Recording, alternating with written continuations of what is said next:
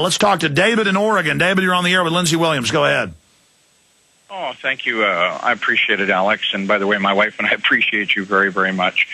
My question to you is, and to Lindsey, is as far as the oil well is concerned, you know the live BP broadcast that they have on the internet?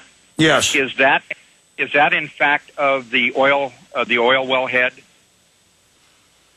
They say it is. They're such incredible liars. Who knows? Lindsey? That's right. I agree exactly with what you said. You cannot depend on anything they say. But I think the answer is we don't know, sir. Anything else? The reason why I was asking was because I helped put the fires out in Kuwait, and the oil well fires that we had over there, of course, were considerably different. But I was looking at this, the plumage coming off this head, and I found it interesting that if it was, I wanted the distinction.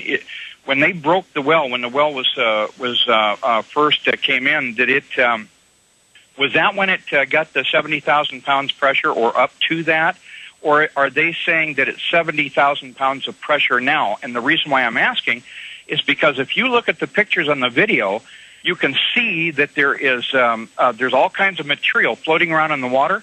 If it was 70,000 pound psi of oil pressure that was actually coming out of that head, there would be so much turbulence the ROVs couldn't be around that. And you can see that the stuff floating around in the water is just lightly going into the plume and coming out. So well, that's a point I wanted to say, and I'm really glad we're taking your calls on this and stay there because I want you to be able to have a counterpoint.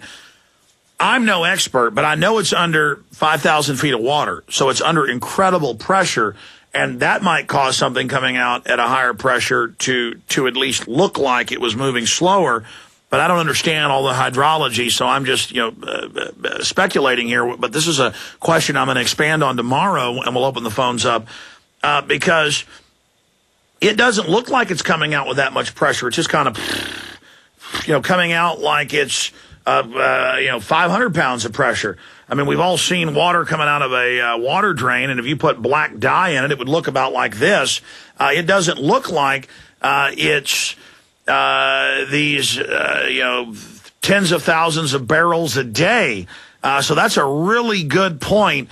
And I've sat there so many times and watched the live wellhead cam, and it just doesn't look like it's that much oil. And I'm not saying versus what Lindsey's source says, tens of thousands of pounds of pressure, or what the mainstream media is saying now, that it's 60-plus million gallons or whatever, day 60-something. I mean, it's all estimations. Lindsey, your comments on that. It's a really good question.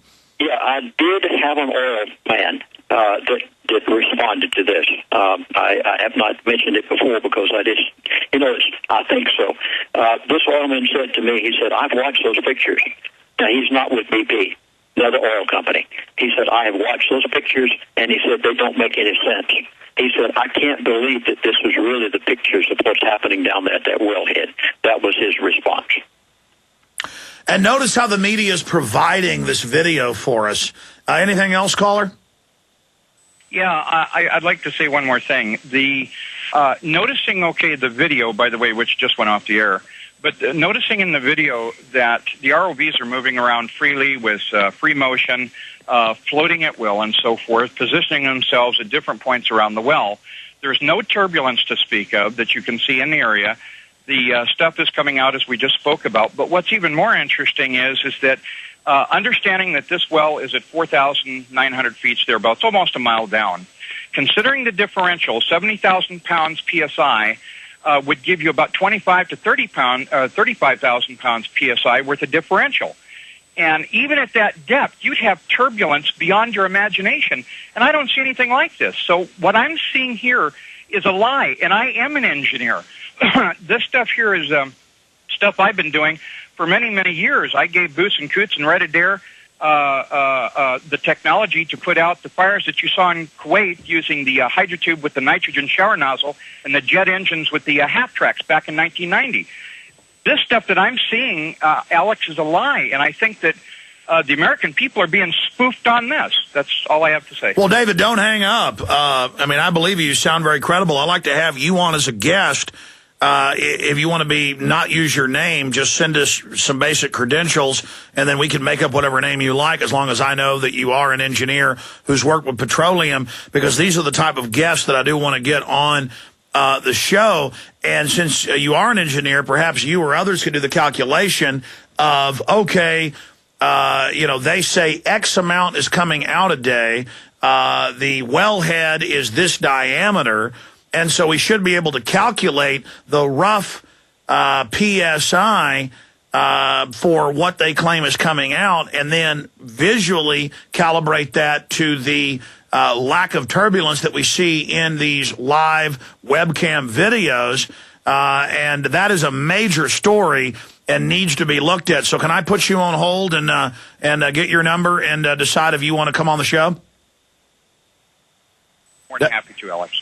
Okay, guys, will you, Matt, will you get his number, please, and ask him if he wants to give us his full name, or if he wants to just send us some credentials.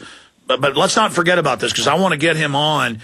In fact, I want to get some petroleum engineers on who can analyze this and not just read what they're saying in the newspapers. And if petroleum engineers are scared of being punished or persecuted by the oil industry, email us at showtips@infowars.com and send us documentation of your name and who you really are, and we'll hold that in confidence.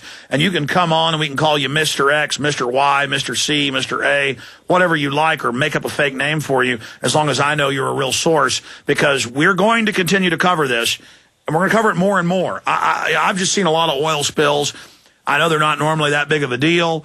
They hurt some of the people affected, but the geopolitical overall system, it's not that big of an issue.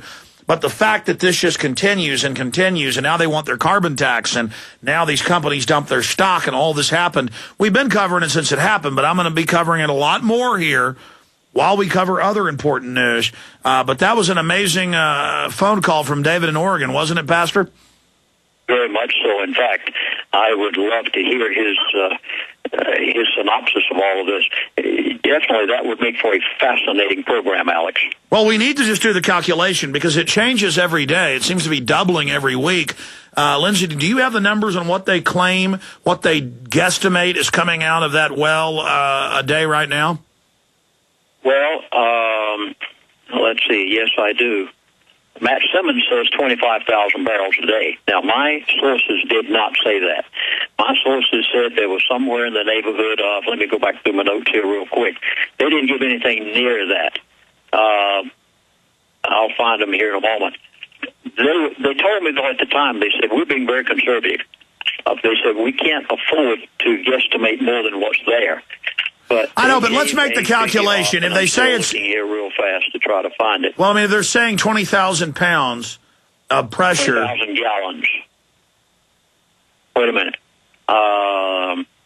Okay, they said the Mr. X in my book said 4 million gallons a day. Okay, 4 million gallons a day. What is that? And he said that's very conservative. He said I'm taking what we know to be the bottom of the totem pole. But what does that calculate out to coming out of the wellhead, a ruptured wellhead that size? 52 gallons to a barrel. But Matt Simmons says a whole lot more than that as of this past week. Sure, but I mean, I think the larger issue is, you look at that webcam, that oil is not moving that fast. It's kind of just... No, it is not. And one oil man has already questioned that with me and said that he couldn't believe what he's seeing on that webcam.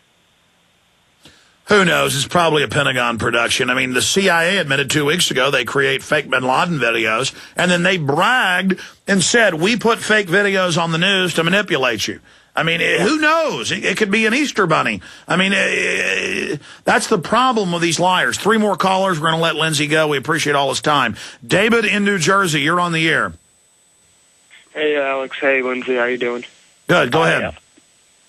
I have 2 questions. My first one was I was listening to George Norrie on YouTube, and he had this guest on. I don't know his name, but he was saying about like this gas bubble forming around the oil well, and that, like, if it explodes or, like, another explosion happens, like, it could cause a tsunami.